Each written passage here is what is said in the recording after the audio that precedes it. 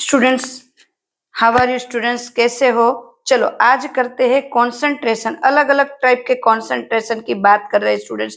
Last videos में हमने देखे कि रिएक्टेंट कैसा है, लिमिटिंग रिएजेंट क्या है, बराबर। बट रिएक्शंस इन सॉल्यूशन आज का हमारा टॉपिक है 1.10। क्लियर स्टूडेंट्स, 1.10 है हमारा टॉपिक और टॉपिक के अकॉर्डिंग हम जा रहे हैं रिएक्शन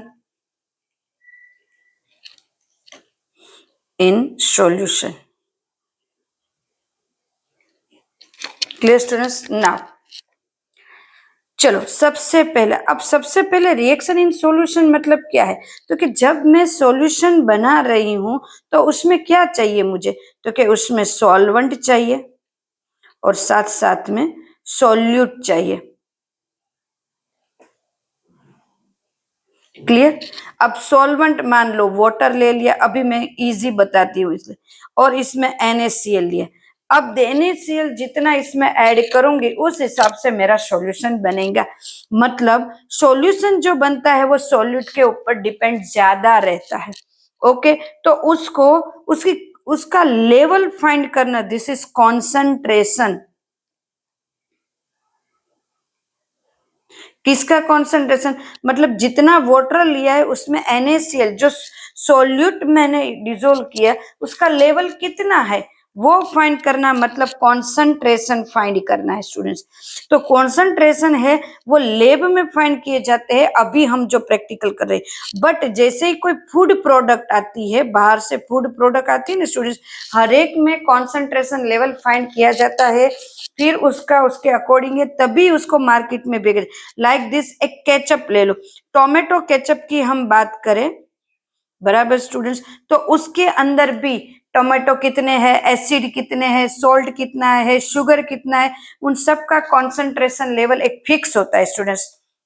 उस कॉन्सेंट्रेशन लेवल फिक्स के हिसाब से ही वो होना चाहिए। उसी तरह मिल्क आता है, कोई भी फूड आता है, जैसे वेफर्स आ रही है, कोई भी आता है ना, कोई भी चिवड़ा आ रहा है, कुछ भी नमकीन आ रहा है, सब में ये कॉन्सेंट्रेशन लेवल फाइंड किया जाता है। कभी कॉन्सेंट्रेशन लेवल ऊपर नीचे हो जाता है स्टूडेंट्स, तो ये प्रोडक्ट को वापस बुला लिया जाता है, प्रोडक्ट को वापस। उसी तरह मेडिसिन में भी, दवाई जो आती है तो दवाई में भी कॉन्सेंट्रेशन लेवल को देखा जाता है, तभी वो दवा इसके लिए। अगर 0.01 जितना भी ज्यादा या कम हुआ तो तुरंत ही उसको मार्केट से वापस लिया जाता है या तो उसको फेल में दिया जाता है, क्योंकि ज्यादा बिल्कुल नहीं होना चाहिए, वो हार्मफुल हो जाते हैं। या तो उसका टेस्ट लेवल या तो क्वांटिटी वाइज जो भी हम दे उसकी अकॉर्डिंग आमने सामने क्वांटिटी है वो सेम होनी चाहिए। मतलब अगर कोई टोमेटो केचप की बात करूं तो उसमें शुगर ज्यादा हो गई किसी बार, तो उसमें बाकी सारी चीज भी ज्यादा होनी चाहिए। क्लियर है स्टूडेंट्स? तो कॉन्सेंट्रेशन है इस बहुत ही important, is very important for हर एक एवरीडे रूटीन लाइफ के लिए कॉन्सेंट्रेशन है बहुत इंपॉर्टेंट है स्टूडेंट। तो फर्स्ट है mass percentage. First mass percentage find करना। मास परसेंटेज फाइंड करने के लिए फॉर्मूला है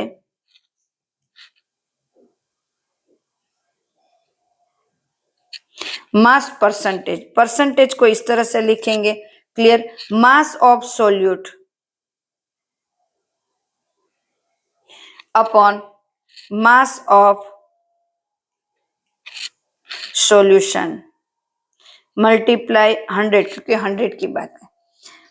अब देखो ये टेम्परेचर के ऊपर mass percentage is independent of temperature, इसको टेम्परेचर से कुछ लेना देना नहीं है, इंडिपेंडेंट। वो टेम्परेचर ज्यादा कम उसको नहीं, क्योंकि हमें सिर्फ डिसोल्व करना है, उसके ऊपर कोई डिपेंड रहता नहीं है।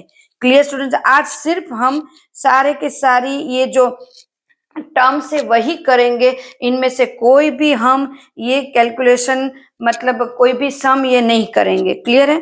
देन सेकंड टर्म है हमारी मोल फ्रैक्शन।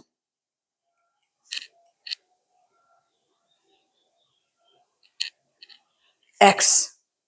चलो मोल फ्रैक्शन मतलब मान लो मेरे पास एक पिज्जा है, अब दो लोग बैठे, फ्रैक्शन मीन्स पार्ट, इसने इतना पार्ट लिया।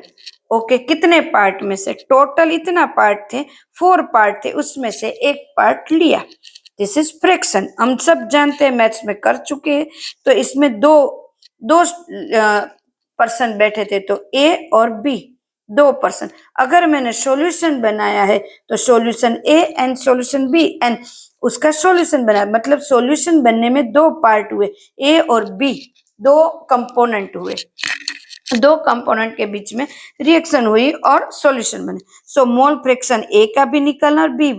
ए मान लो वाटर है और बी मान लो सोल्ट है, बराबर है। दोनों के बीच मिक्स हुआ और फ्रैक्शन, तो दोनों का फ्रैक्शन निकालेंगे सबसे, और बना सॉल्यूशन। दोनों को मिक्स करते, मोल फ्रैक्शन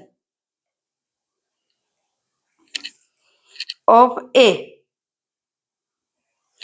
का फाइंड करना है, तो यहाँ पे लिखेंगे मोल फ्रैक्शन को x से प्रेजेंट किया जाता है, तो एक्स ए बराबर है। अब क्या लेंगे कि ए को कितना, अब यहाँ ए कोई पर्सन है और बी कोई पर्सन, तो ए ने सिर्फ इतना पार्ट लिया था, तो नंबर ऑफ मोल्स, मोल्स की बात करें, number of moles of A N number of moles solution. Solution में कौन होंगे? A plus B. Total water and salt लिया है तो भी ए प्लस बी, नहीं तो ये पूरा का पूरा ए प्लस बी। सो इसको लिखेंगे कैसे? मोल्स को एन से प्रेजेंट करते हैं, n A plus n B. Clear students? इस तरह से बी का mole fraction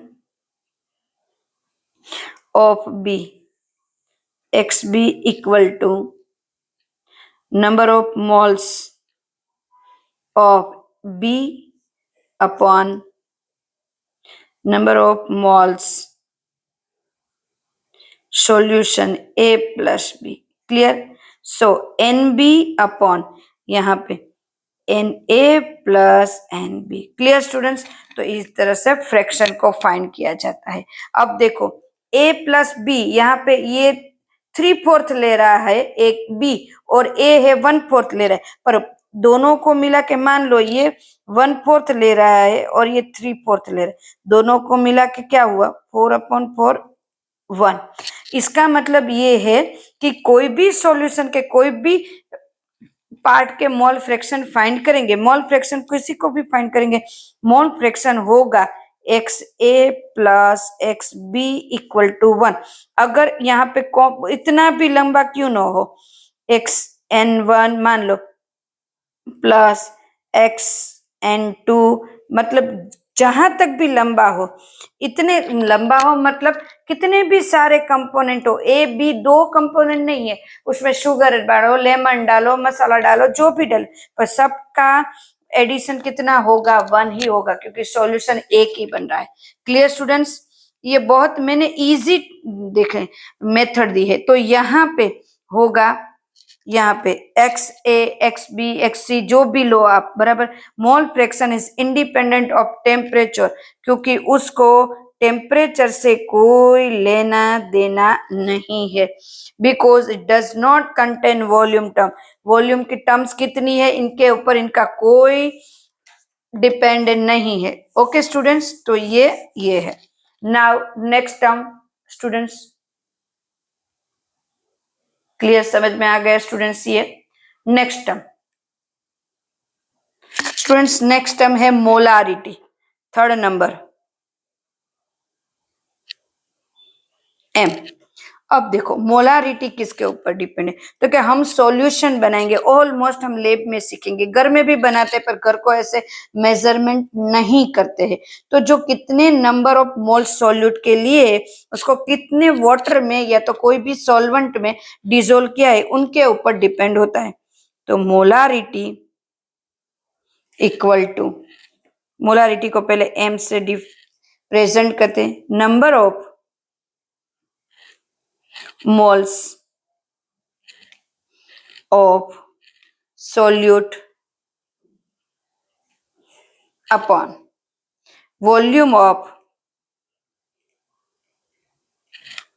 solution in litre, litre में सॉल्यूशन होगा। सो m इक्वल टू मोल, अगर मोल मेरे पास नहीं है तो हम क्या लिखेंगे, वेट ऑफ सॉल्यूट।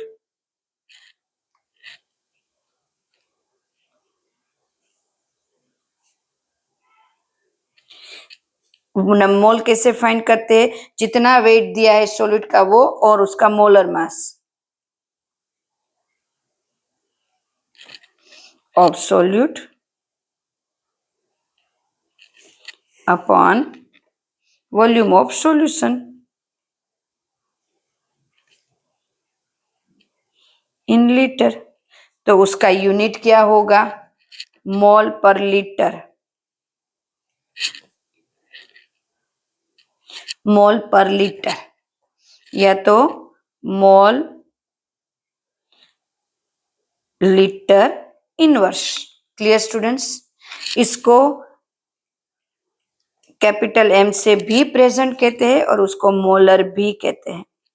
मैं इजी लैंग्वेज में ही बता रही हूँ, बहुत ज्यादा इसको डिटेल में हम नहीं जा रहे हैं। अगर बहुत ज्यादा डिटेल में जाते हैं ना स्टूडेंट्स तो हम अपने टर्म से निकल जाते हैं, जो करना होता है वो तो करते ही नहीं। Molarity of solution depend upon temperature, ये टेम्परेचर के ऊपर डिपेंड होते हैं। क्यों, because volume of solution is temperature depend when concentration solution and diluting by और सॉल्वेंट, तो number of moles of solute is the solvent remain unchange, बराबर है।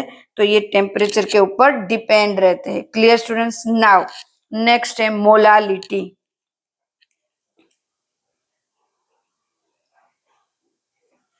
इक्वल एम, स्मॉल एम से प्रेजेंट किया जाता है। मोलालिटी क्या है, उसके लिए सॉल्वेंट एक ग्राम में लेते हैं, यहाँ पे सॉल्यूशन लीटर में लिया था, यहाँ पे ग्राम में लेंगे। तो क्या लेंगे, number of moles of solute upon mass of solvent in KG. Clear, so KG में लेना है, तो यहाँ पे होगा W अपॉन केजी में लेना है moles, moles means M, W upon M into KG, volume इन केजी। क्लियर, तो उसका यूनिट क्या होगा, मोल केजी इनवर्स। इसको स्मॉल m से प्रेजेंट किया जाता है और उसको मोलल, मोलर एंड मोलल से किया जाता है। वो टेम्परेचर के ऊपर बिल्कुल डिपेंड नहीं है।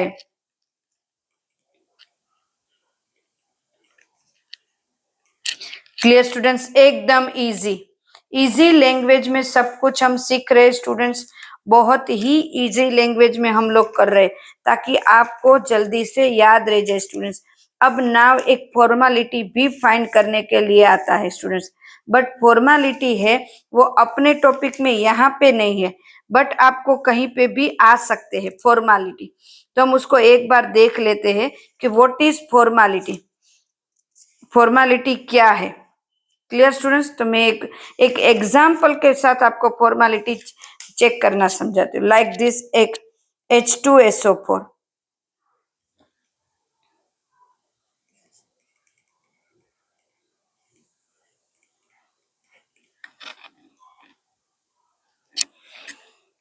बराबर है, H2SO4 है, उसका ये तो नॉर्मालिटी, H2SO4 का एटॉमिक मास कितना है, एटॉमिक मास 98 है। Atomic mass upon H plus ion, number of H plus ion. Clear, तो atomic mass 98 upon 2 equal to कितने हुए स्टूडेंट्स, 49। तो इसका नॉर्मलिटी कितनी है, 49। फॉर्मेलिटी जैसे नॉर्मलिटी इसको फाइंड करना होता है। क्लियर? तो ये नॉर्मलिटी इसकी इस तरह से लिखी जाती है या तो इसकी इस तरह से कैलकुलेट की जाती है। किसकी? अगर कैलकुलेशन में कहीं आए इसका मोलर मास कितना लिखना है तो 98 और इसकी नॉर्मलिटी कितनी लिखनी तो ये है। Clear students?